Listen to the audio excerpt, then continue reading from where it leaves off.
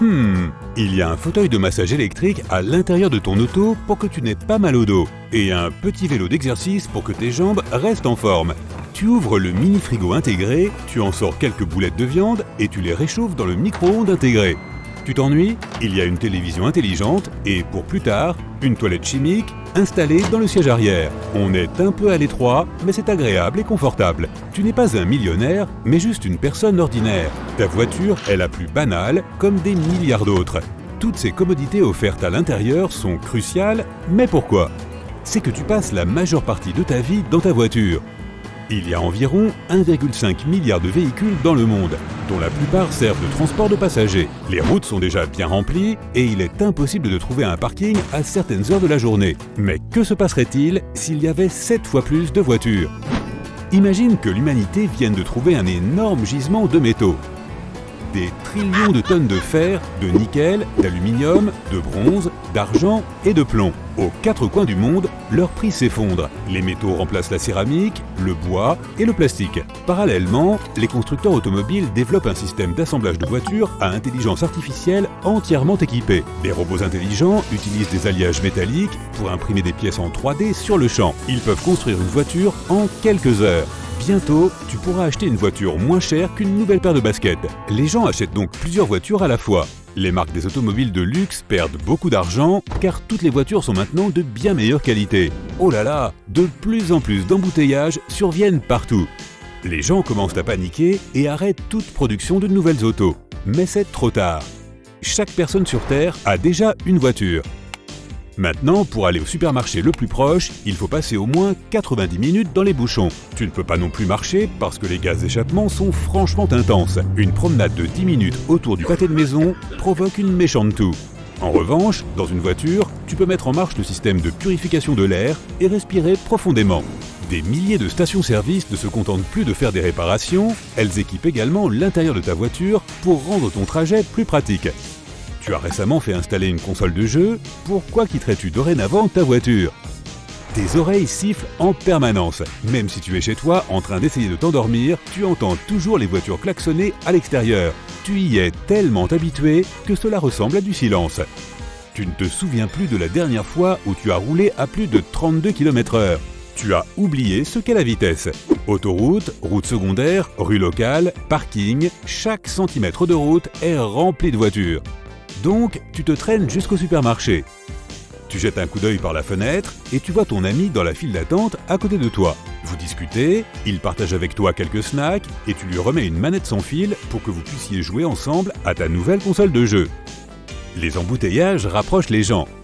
Tu ne sais pas grand-chose de ton ami, mais vous vous êtes croisés presque tous les week-ends sur le chemin du supermarché. Vous avez même fini quelques jeux vidéo ensemble au cours du mois dernier, rien qu'en voiture. En jouant à ton jeu vidéo, tu as accidentellement heurté et rayé la voiture de quelqu'un d'autre. Mais le conducteur ne se retourne même pas et ne dit rien. Toutes les autos de nos jours sont légèrement abîmées.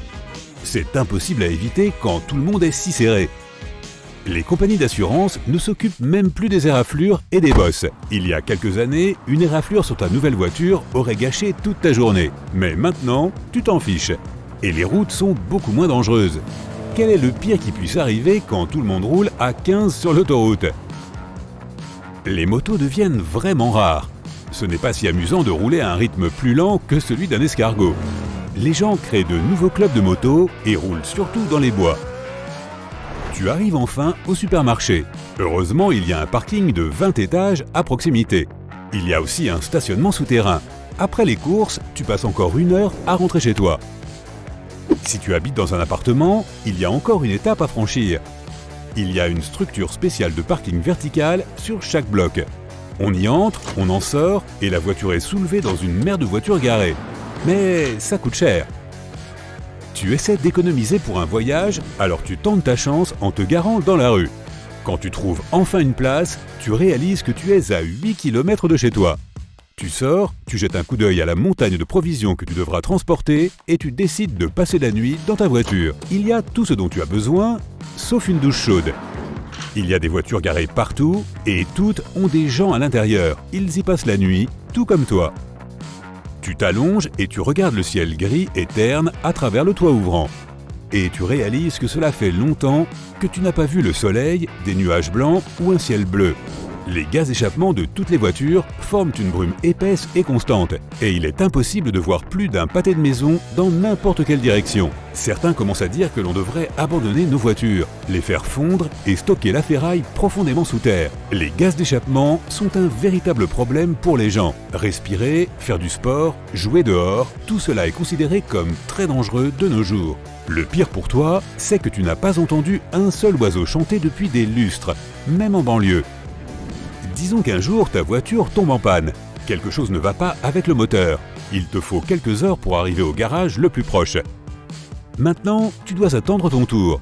Des millions d'entreprises de réparation automobile ont vu le jour dans le monde entier. Mais c'est loin d'être suffisant pour répondre à la demande. La liste d'attente pour un problème majeur de voiture peut atteindre plus d'1 an. C'est pourquoi tu as décidé il y a longtemps d'acheter des manuels de mécanique en ligne et de regarder des vidéos d'instruction sur YouTube pendant au moins 1 heure le week-end. D'une manière ou d'une autre, tu réussis à réparer ton moteur en panne. Tu partages ta réussite sur Instagram et tes amis sont impressionnés. Tu pourrais peut-être ouvrir ta propre chaîne YouTube pour aider les gens à réparer leur propre voiture. L'industrie automobile se développe et change chaque mois. La dernière folie, tu n'as plus besoin d'aller au supermarché pour te nourrir. Des magasins en autobus apparaissent partout dans la ville. Tu attends dans la circulation et tu vois un supermarché ambulant sur la voie de gauche. Tu sors de ta voiture, tu montes dans le bus et tu achètes tout ce dont tu as besoin, à condition de pouvoir te faufiler entre les voitures pour y accéder et en revenir. Et si tu ne peux pas te faufiler entre toutes ces voitures, tu peux simplement sauter de toit en toit. Tout le monde s'en fiche désormais. Quelques semaines plus tard, on commence à voir des hôpitaux sur roues, des bibliothèques, des cafés et même des salles de sport. Des propriétaires de camions astucieux ont transformé leur véhicule en salle de sport roulante. Quelqu'un a installé un projecteur dans sa décapotable et projette maintenant des films sur une bâche qu'il a installée sur le SUV devant lui. Mais ce que tu préfères parmi ces nouveaux services, les musées sur roues. Chaque musée est un bus scolaire extra long réaménagé. Le problème de l'air est finalement résolu par les véhicules électriques. Bientôt, tout le monde est passé à l'électrique et on peut enfin respirer de l'air frais. C'est comme une sensation de miel dans tes poumons. Le ciel redevient enfin bleu. Pour désengorger la circulation, les villes commencent à construire des tunnels souterrains et bientôt, les embouteillages sont... ils sont toujours aussi absurdement longs. Les années passent. La structure du squelette humain change. Les gens sont assis dans leur voiture depuis si longtemps que leur colonne vertébrale s'est affaiblie. Ils doivent faire plus d'exercice. Certaines personnes vont jusqu'à arracher le moteur de leur voiture et à installer une sorte de système à pédales. Maintenant, pour aller quelque part, ils doivent pédaler. Très souvent. Chaque année, les gens essaient de rendre leur voiture plus perfectionnée. Les problèmes de qualité de l'air et de santé des gens ont été résolus. Le dernier grand défi, se débarrasser définitivement des embouteillages. Des scientifiques et des ingénieurs créent un moteur à gravité que tu peux acheter si tu es millionnaire. En gros, tu peux faire flotter ta voiture jusqu'au travail. Tous les conducteurs ne peuvent pas vraiment se l'offrir, mais presque tout le monde peut se permettre d'installer une puissante hélice sur sa voiture. C'est l'heure de l'hélivoiture. Les routes sont plus libres et moins encombrées, mais il y a de nouveaux problèmes sérieux à régler là-haut dans le ciel. Bref, ça, c'est une autre histoire.